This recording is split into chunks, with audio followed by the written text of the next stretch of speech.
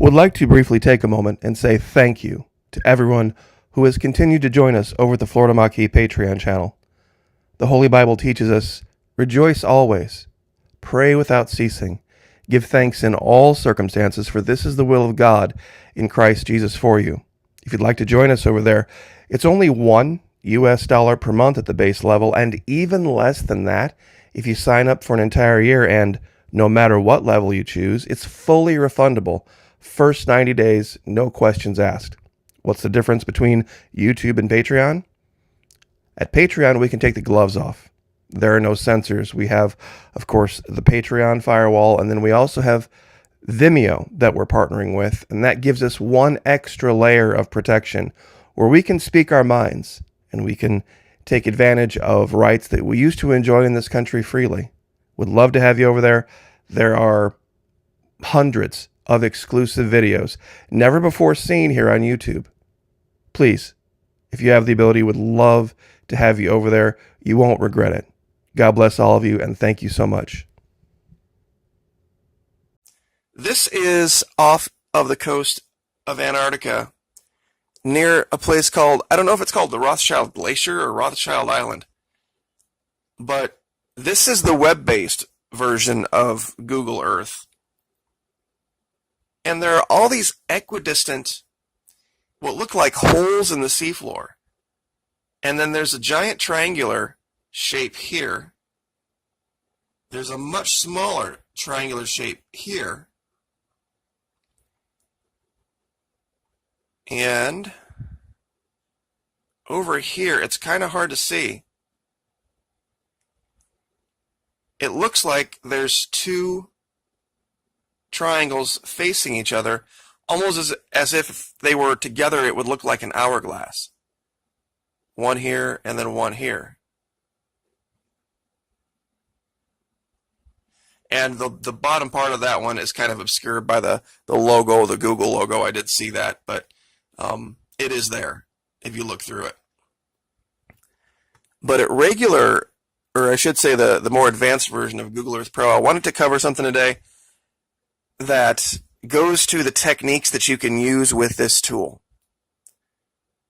It has imagery that you can see historically. You can set the lighting. You can turn on and off terrain features.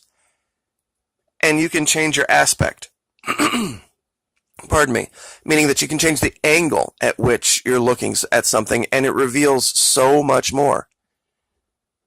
Now, using the historical tool, this area that I found here, and I'll zoom out real quick just so you know where we are. We're very, very close up here to what they call the peninsula. This is the tip of Argentina down here. Normally I have this up at 12 o'clock, but now it's down at 6. But there's this thing that I have labeled 90-degree ice melt, just for lack of a better term. And when you look at this, it initially looks like it's a triangle, but really it's just 90 degrees. And the first thing a lot of people would think, well, that's just an artifact of the imagery. If that's the case, then that shouldn't be in different images over and over and over again historically.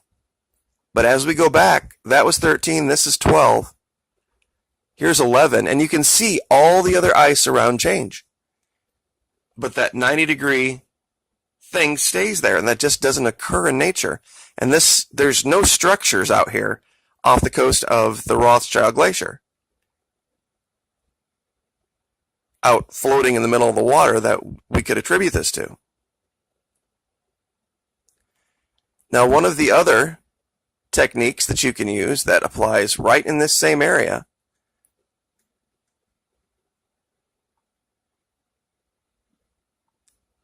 is right here. Now, you go inland from this location,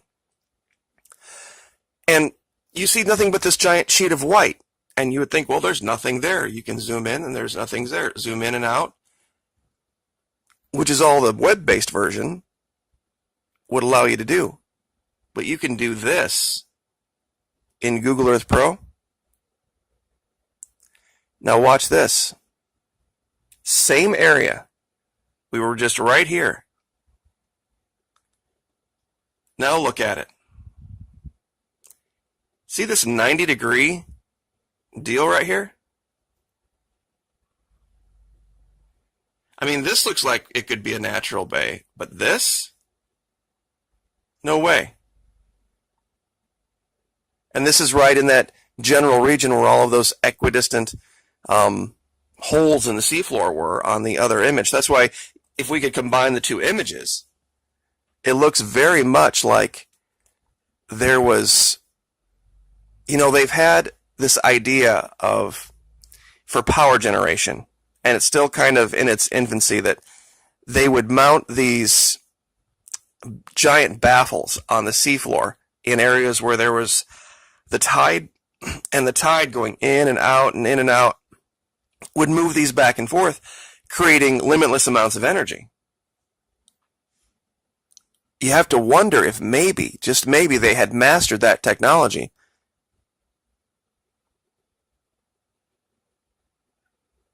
And when you look over here, you can see another very clear piece of evidence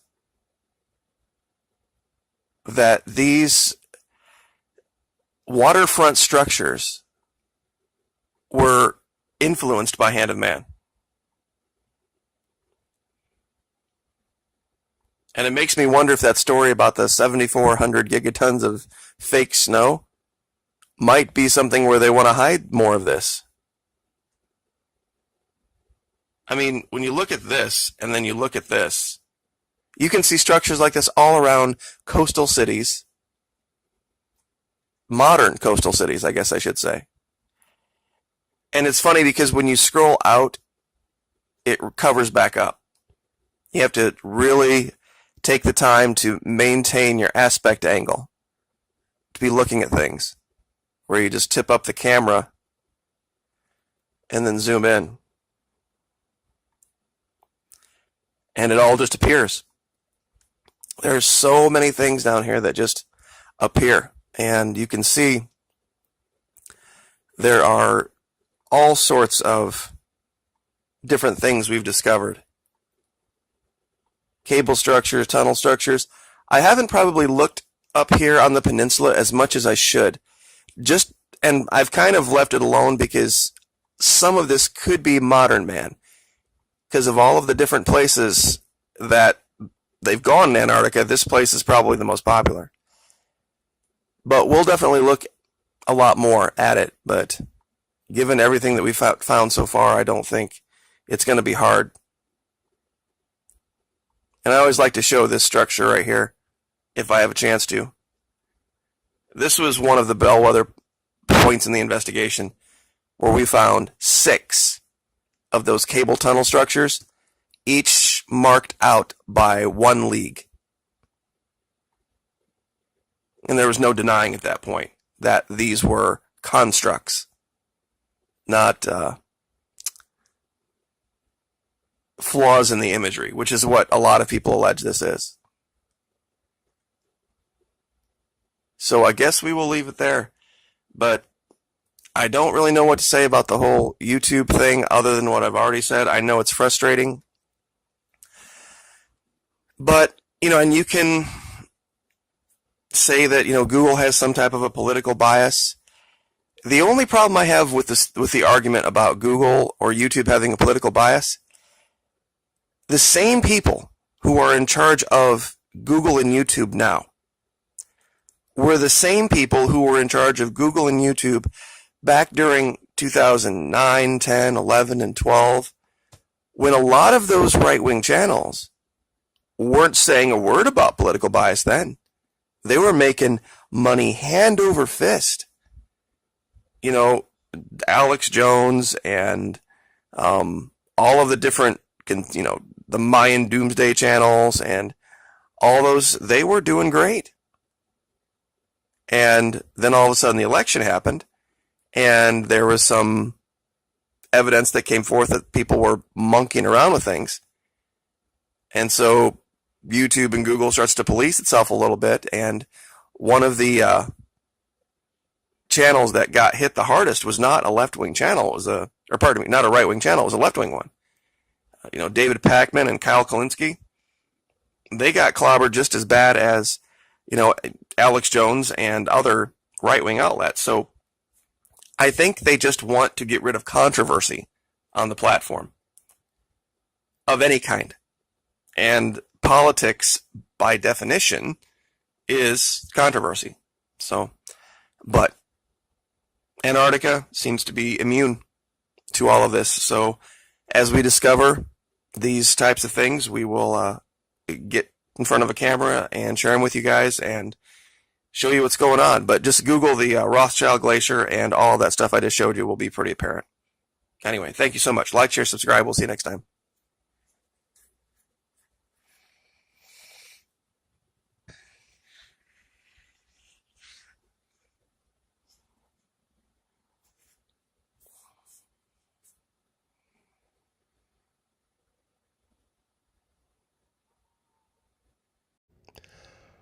Would like to briefly take a moment and say thank you to everyone who has continued to join us over at the Florida Maquis Patreon channel. The Holy Bible teaches us, rejoice always, pray without ceasing, give thanks in all circumstances, for this is the will of God in Christ Jesus for you. If you'd like to join us over there, it's only $1 per month at the base level, and even less than that if you sign up for an entire year, and no matter what level you choose, it's fully refundable. First 90 days, no questions asked. What's the difference between YouTube and Patreon? At Patreon, we can take the gloves off. There are no censors. We have, of course, the Patreon firewall, and then we also have Vimeo that we're partnering with, and that gives us one extra layer of protection where we can speak our minds and we can take advantage of rights that we used to enjoy in this country freely. Would love to have you over there.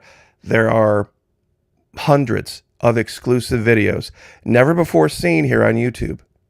Please, if you have the ability, would love to have you over there. You won't regret it.